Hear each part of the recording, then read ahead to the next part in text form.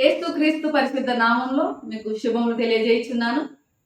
ఈ యొక్క దిన ధ్యాన పఠనము అపోస్తలుడైన పౌలు కొరింథీలకు రాసిన మొదటి పత్రిక 1వ అధ్యాయము 21వ వచనము చదువుకుందాము.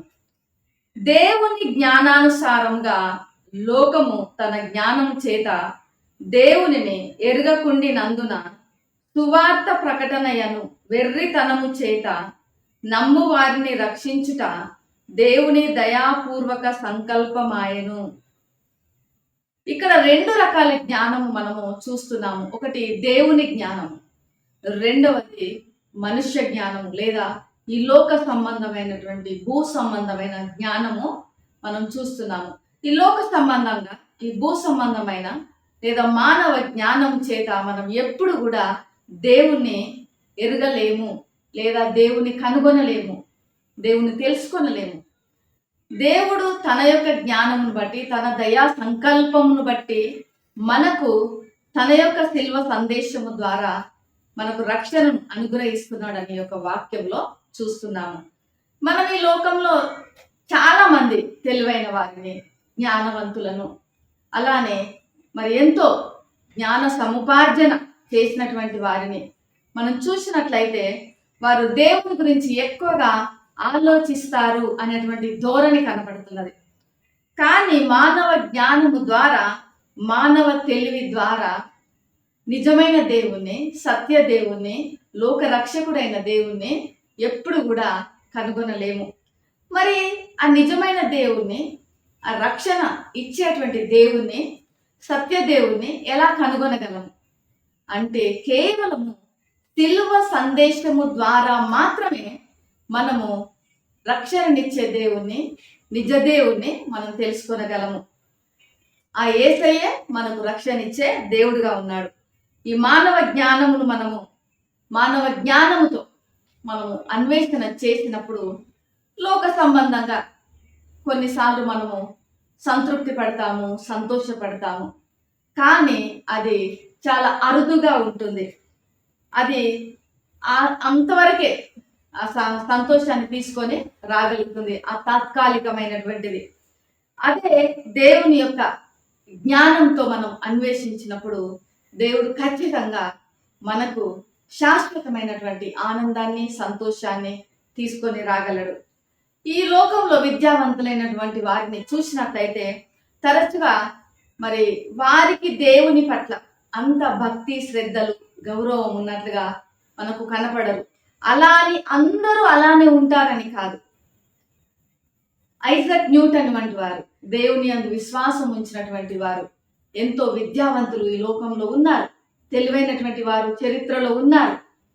వారు మరి ఎంత జ్ఞానవంతులైనను, తెలివైన వారైనను, విద్యావంతులైనను దేవుని యందు విశ్వాసం ఉంచి ఆయనను మరి స్తుతించిన వారుగా, ఆయనను అనుసరించిన వారుగా ఈ లోకంలో చరిత్రలో ఉన్నారు. వారు కేవలము దేవుని పైన మాత్రమే మరి దృష్టి పెట్టారు. అలానే మానవ జ్ఞానంతో మరి ఈ లోక సంబంధమైన జ్ఞానంతో మన పైన మనమే దృష్టి పెట్టుకున్నప్పుడు మనం నిజ దేవుని తెలుసుకోలేము. వాళ్ళు ఎక్కువగా ఈ లోకానుసారమైన జ్ఞానం కలిగినప్పుడు మన సామర్థ్యాల పైన, మన తెలివి పైన, మన యొక్క నైపుణ్యాల పైననే దృష్టి పెడతాము. మనల్ని మనమే చూసుకుంటుంటాము. నాకు ఇంత జ్ఞానం ఉంది, ఇంత తెలివి ఉంది, ఇంత సామర్థ్యాలు ఉన్నాయి, ఇంత నైపుణ్యాలు ఉన్నాయి అని మన పైననే మనం ఫోకస్ పెట్టుకుంటాము. దేవుణ్ణి మనము ఎక్కువగా తెలుసుకోవటానికి ఇష్టపడము. చివరకు మరి యొక్క మానవ జ్ఞానం మనల్ని ఎక్కడికి నడిపిస్తుందంటే దేవునికి వ్యతిరేకంగా మనల్ని నిలబెడుతుంది, దేవుని తిరస్కరించేలా మనల్ని నిలబెడుతుంది, మనల్ని మూర్ఖంగా ప్రవర్తించేలా చేస్తుంది. చివరకు మానవ జ్ఞానంతో మనము వర్ధిల్లంగానే నశించిపోతాము. ఒకరోజు ఆల్బర్ట్ ఐన్స్టీన్ గారు తన మరి కాలేజీలో ఒక క్లాస్లో బోధిస్తున్నారట. ఒక క్లాస్ రూమ్లో పిల్లలందరూ కూడా మరి ఆయనతో ఒక మాట చెప్పారు. సార్, మేము దేవుడు లేడు అనేటువంటి నిర్ణయానికి వచ్చాము అని వారి యొక్క నిర్ణయాన్ని ప్రకటించారు. అయితే ఐన్స్టీన్ గారు అడిగారంట, ఏమనంటే ఈ లోకంలో మానవ జ్ఞానము ఎంత ఉండొచ్చు అందులో మీకెంత ఉండొచ్చు అని అడిగినప్పుడు వారందరూ కూడా ఒక మరి చిన్న డిస్కషన్ చేసుకొని ఒక 5% ఉండొచ్చు సార్ అని అన్నారంట. మరి మిగతా 95% మరి దేవుని జ్ఞానం అని మీరు ఆలోచించలేరా? అది 95% మరి దేవుడు ఉనికి కలిగి ఉన్నాడు, ఉనికి కలిగి ఉండుట కూడా సాధ్యమే కదా అని అన్నప్పుడు వారందరూ మరి మౌనంగా ఉండిపోయారంట. అంటే మనం ఈ లోకం అంతా అన్వేషించిన, ఈ లోక జ్ఞానం అంతటిని కూడా మనము కలిగి ఉన్న, అది కేవలము దేవుని జ్ఞానం ముందు ఒక చిన్న సముద్రంలో నీటి బొట్టు లాంటిదే. మరి దేవుని యొక్క జ్ఞానం అంత గొప్పది, దేవుని యొక్క కృప అంత గొప్పది. మరి ఈ యొక్క సమయంలో, ఉదయకాల సమయంలో మనము ఈ లోక సంబంధమైన జ్ఞానం పైన, మన మానవ జ్ఞానం పైన, మనము భూ సంబంధమైన జ్ఞానం పైన ఆధారపడకూడదు. దానిపైన మనం ఎప్పుడు కూడా ఆనుకోకూడదు. ఎప్పుడు కూడా ఆ దేవదేవుని జ్ఞానం పైననే మనం ఆధారపడాలి.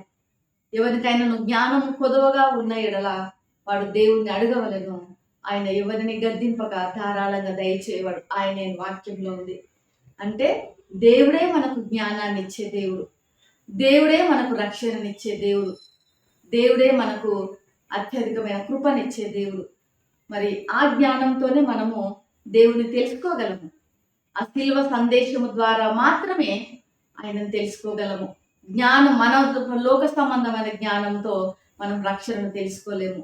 ఆ శిల్వ సందేశమేమనగా యేసు క్రీస్తుల వారు మన పాపముల కొరకు శిలువలో రక్తమును కార్చి చనిపోయి సమాధి చేయబడి తిరిగి 3వ దినమున లేచినాడు అని హృదయంలో విశ్వసించటము, నోటితో ఒప్పుకోవడం ద్వారానే మనకు రక్షణ కలుగుతున్నది. అదే శిల్వ సందేశం.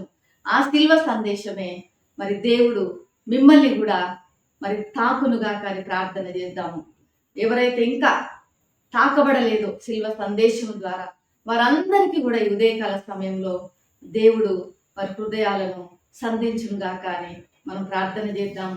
ఇప్పుడే మరి ఇంకను మీరు నమ్మకుండినట్లయితే ఆ శిల్వ సందేశాన్ని మీ హృదయంలో విశ్వసించమని నేను కోరుతున్నాను.